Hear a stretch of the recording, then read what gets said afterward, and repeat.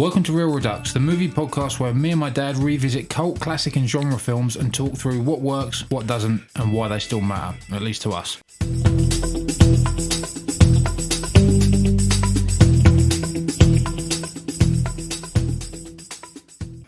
So today, this is right in my territory, we have got... It's 1971 and it's Captain Apache starring Lee Van Cleef. So this is obviously a Western, Lee Van Cleef's involved. The little DVD box, letterbox synopsis for this movie. The title character is a US Army captain of Native American descent who is asked to investigate the murder of an Indian agent. His only clue is April morning, the last words spoken by the victim. Can he unravel the mystery before the clock runs out? So I made a bit of a mistake when I picked this. So obviously Lee Van Cleef is a big European spaghetti western star, was a big spaghetti western star. Yeah. And after his huge stardom in the 60s in Europe, he came back to the States and tried to make it as a leading man there. Now, he made El Condor and Barquero before this, which I like. Yep.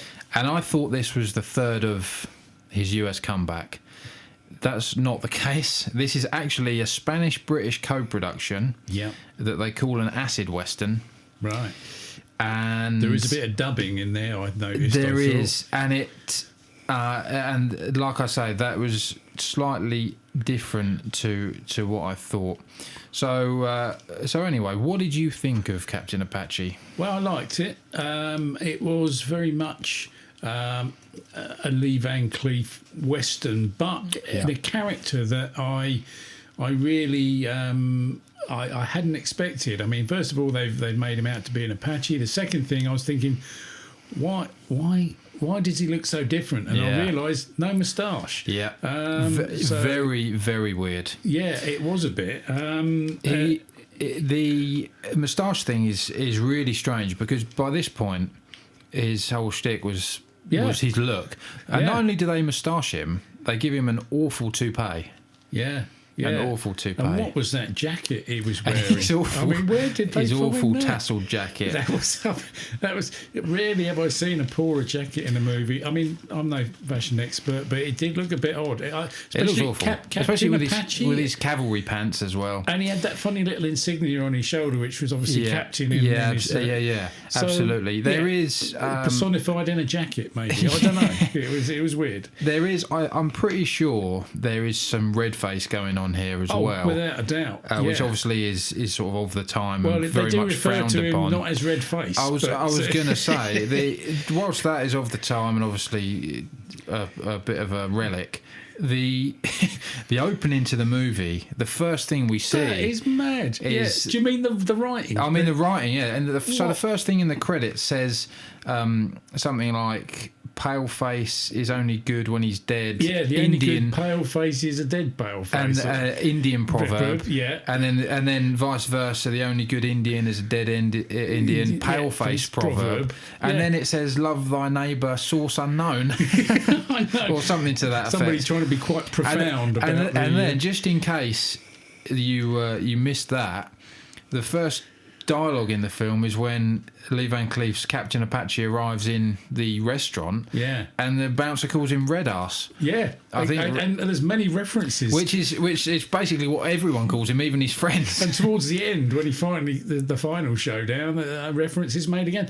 And the other prior to that, that thing that really caught me out was Lee Van Cleef narrates, or rather sort of sings, the title song as well. Yeah, that is something that when I saw it, I thought, which is why I thought, we've got to watch this, because exactly, that's what I was thinking. I don't know who made that decision. No. He sings the title song, and I think there's another song in there that he sings as well. I think there may well be, actually, yeah. The title song, other than his awful vocals, isn't bad. It's not really a song, really, is no, it? He's just talking about a bloke riding into town, and I mean, it's on a scene setting, but I wonder if they asked him to do it, or if he decided he wanted to do it. Or I tried to look it up, and all I could find, and I don't know how reliable the source is that Some sort of marketing bod around the production thought it would be a good idea, and he wasn't thrilled about the idea. Wow. But did it anyway. Well, I suppose Lee Marvin had sung in sort of Wandering Star, hadn't he? So maybe they thought it's a good idea to have lead metal. Maybe old Lee Van Cleef fancied his go, you know. Yeah. But a lot of people were doing it. Shatner did it, and everybody's Spock did it, didn't he? I suppose so. Yeah. It was an era where if you're an artiste, I suppose, and you knew a recording studio, and they said, have you got a good voice? Have you ever committed it to vinyl? You know, let's give it a go. You know, why not?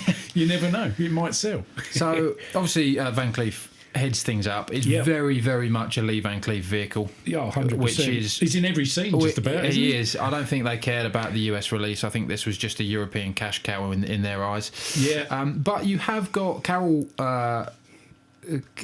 Baker. Yes. Yeah. Who was a bit of a starlet, probably a bit past her star era by this point. Yeah, she looked good in it though. But a good get probably. Yeah. And the only other person of any note at all really is Stuart Whitman. Yes. Who is a man whose face is more recognisable than it should be, because when you look at what you've seen him in, it's not a lot of stuff. But you think he's been in loads of movies. But you think he's been in... I mean, he's been in a few, but he's obviously just got recognisable features. I think it's the name as well. It just seems to be synonymous with Hollywood. Yeah, if you watch a lot of 70s cinema or have seen any, you've probably seen him in something. I think he's in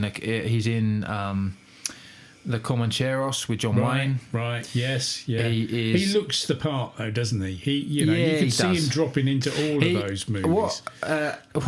What made me chuckle in this, and I only realised this about halfway through when he has a meeting with Van Cleef, is he's dressed like Ron Burgundy. Yeah, he is. He's wearing a sort of purple velour suit. Yeah. What about those two guys in the green velours? That was a bit of a surprise. The twins. Yeah, that was... That challenged Van Cleef to a drinking contest. Yeah, exactly. That whole scene was very bizarre. It was a bit. And I'm an Indian, and if I have another drink, I'm going to go crazy. Yeah. Well, let's find out. Yeah. That is... there are obviously a number of issues with the film. Every single person in this film is racist to Lee Van Cleef at some point. Yeah, quite extreme. He has a really rough ride, doesn't he? Yeah, and he's a captain. He's supposed to be respected. This guy. Yeah, and even at the very end, I think maybe the last words are "You're just a stupid Indian" or something to that effect. After he stops the. Do you reckon there was some sort of message? Plot. Was he trying to communicate something about the sort of Indian heritage and the loss of the territories? I think there. And you're always at risk of reading too much into a crap movie. Danger, yeah. But I think there is a bit of social commentary there about the Indians being poorly treated in that era. Well, that's going to be down to the writer or the director then, isn't it? Unless the stars were driving it, and they'd be interested. The only thing that makes me question that point is if they wanted to make a sort of social commentary on that. Why did they cast Lee Van Cleef and make him do red face? Well, yeah. Unless I don't know, maybe that's an ironic casting choice. I mean, he is a massive Western star, though, isn't it? If you've got Lee Van Cleef in a movie, I think there's probably a bit. I would watch it for that reason. And I think maybe. I mean, he was better than an acid Western, but I think maybe off the back of his failed second crack at the States, he was. They could get him, and they just knew that they could roll with that, and he was a guaranteed money spinner. And he had free range to pretty much do what he wanted in the film, didn't he? I mean, he did. Like you say, he's in every scene, pretty much. I will say the pacing. I didn't love the pacing. It takes a very, very long time to get anywhere. In the middle, I kind of lost the thread a little bit. There is a lot of sort of false dawns and dead ends. Yeah. I did like the April morning bit, though. The April morning's good. I was trying to work out what that was. Yeah. And the Telegraph and everybody who talks about it, unfortunately, gets killed. Yeah, they do, yeah. And what I will say is the last probably 20 minutes...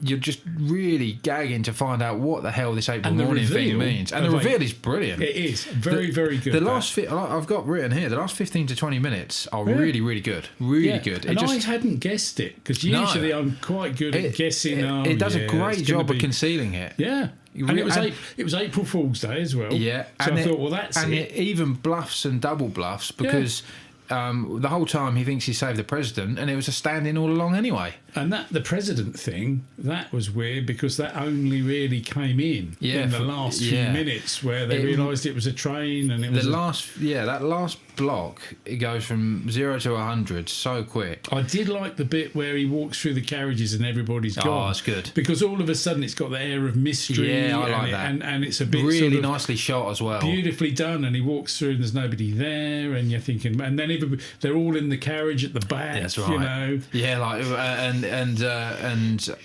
the woman opens the door. It's only me, and they're all looking very seedy. Yeah, and then he shoots the light out. And then they put all the guns down, and then he shoots them. Yeah, so that was. Yeah, I thought that sequence was fantastic. Actually, I really enjoyed it. And he kept meeting people on the train, so the strangers like on the you train. recognised. And were they being honest? And he kept asking them, "What's going to happen? Something's going to happen." He said, "What do you know? What's going to happen?" I really like that. I've got to say, I thought the soundtrack was crazy. Yeah, it was like a funk.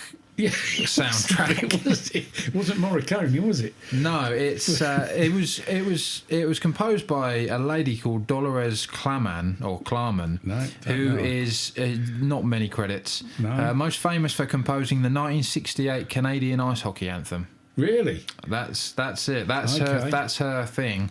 Well, I'd have to track that one down, because I don't know that one. Yeah, but it doesn't really fit this movie. Got her to do it? It sounds like the sort of soundtrack you'd have to like a blaxploitation film, yes, or a Eurocrime film. It doesn't belong on a western.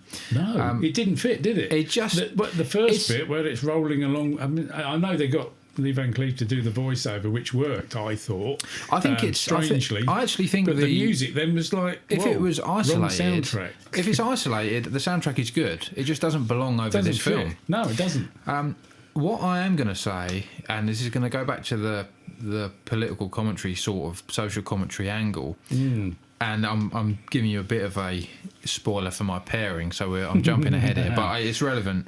I think this has some parallels from a movie from the same year that you will definitely have heard of and probably seen, called Shaft, with Richard Roundtree. Oh, yes. Yeah. So that's Isaac Hayes' soundtrack? Isaac Hayes' soundtrack. I mean, fantastic theme song, obviously. It is a good film. In fact, probably has more legs as a standalone track than the film did. I got the album somewhere. Brilliant.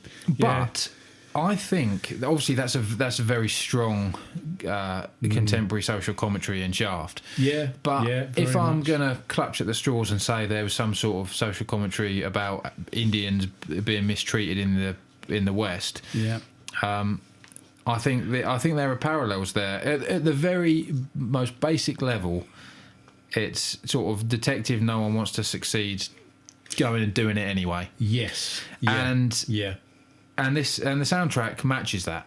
Yeah. The soundtrack matches that vibe. I think they're probably, like I say, they both come out in 71. I think they're far too close in release for that to have possibly been the case. Yeah. Even though I know these acid westerns shot really quick, I think that's... I get the feeling that they were trying to make something different as well. I think the idea was there was a lot. I mean, 70s, early 70s. There was a fair bit of this stuff around, and as you say, when we come to the comparisons, I'm sure we'll have similar sort of things on our list that pop up, that look and feel and sound the same. You got that same sort of grimy, dirty collar sort of, western, lots of dust, lots of heat, lots of aggro.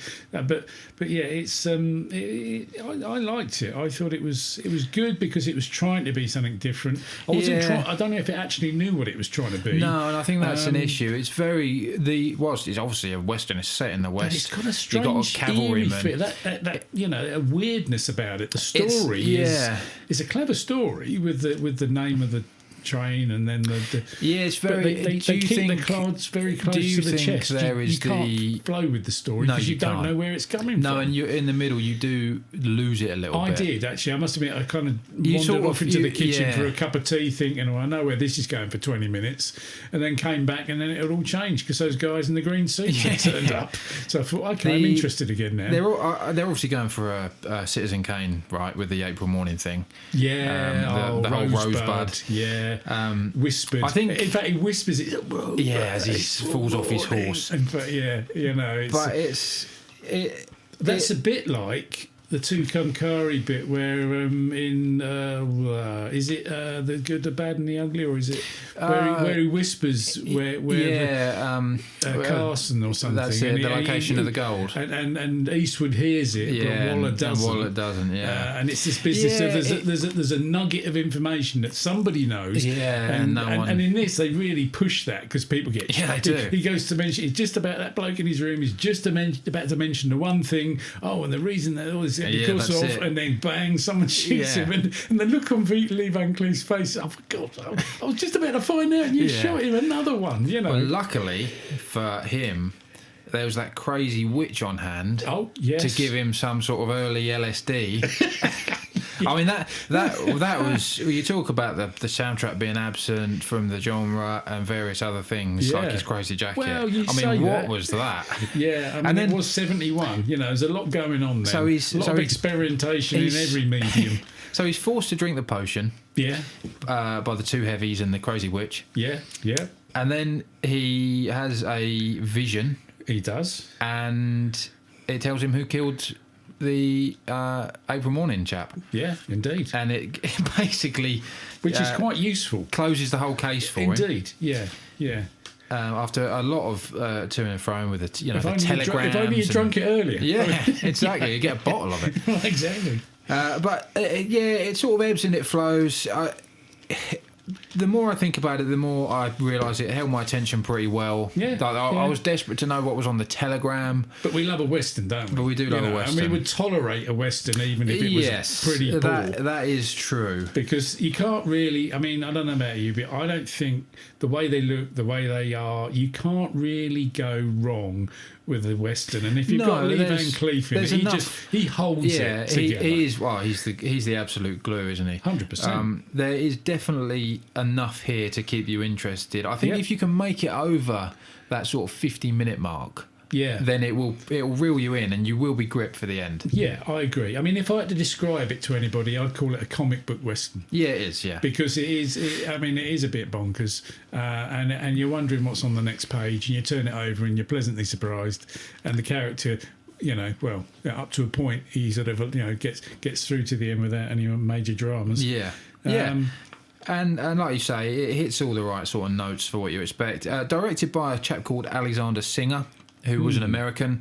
Nothing of note at all. He Really? was a TV man. I'm not. right. I think he did some reasonable TV I thought work. the sets looked familiar. It looked very much like some of the other Western. I think a lot of the Italian stuff was shot in Almira in Spain, Yes, which you're I'm right. assuming is Yeah. where the exteriors were done here. It did. You know when you see a barn or a shop and you Yeah. think, do you know, or a high street, or he's standing outside sort of a funeral parlour, and you're thinking that was the same guy or the same.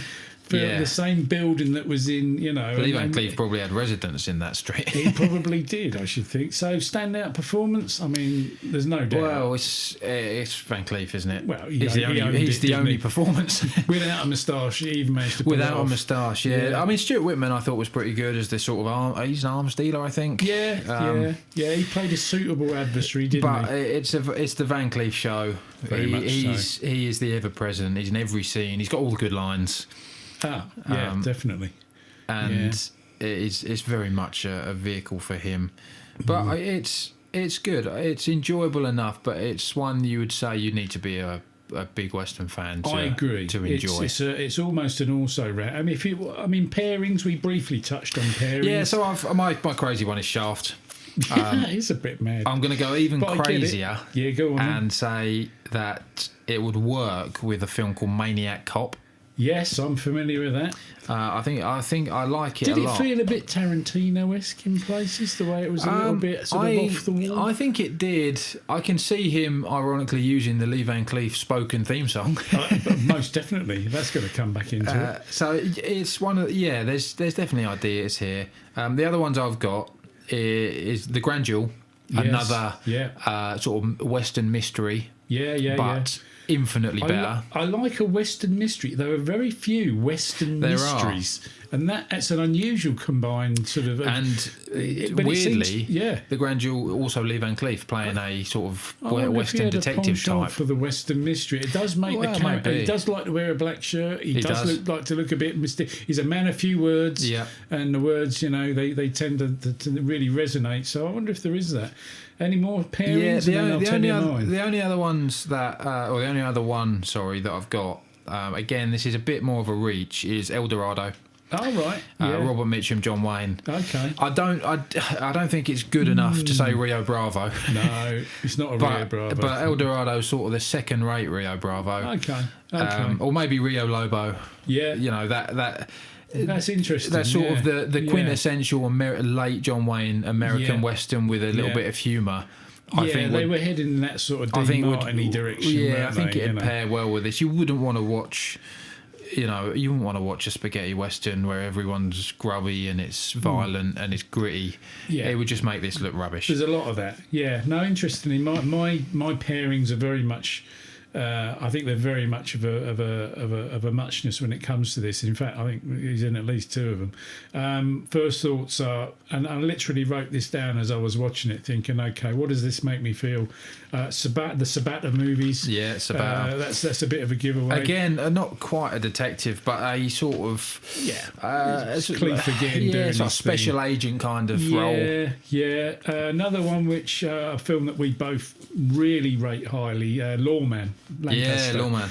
Now, Lawman is there's there is a bit of a parallel there. There is, and he's kind of like the hero who's not liked, and there's I kind of drew a comparison. Yeah, there. and also just on Lawman as well, the dog with a bone. He won't let go of the mystery. I think they refer to him as a man who just won't give in. Don't they? Chino Bronson. Similar sort of thing. Obviously, Death Rides a Horse, and that's your Tarantino link there. Yeah, absolutely. And then just because it looks similar and there's that sort of jovial look about it, they call me Trinity in the Trinity movies. You know? It's quite a good pair with that. It's weird because this, and we've both gone for it here. It's not in any way a comedy. It's trying to be deadly serious. It's a serious, but you feel like it. You almost feel like there's humour there, but.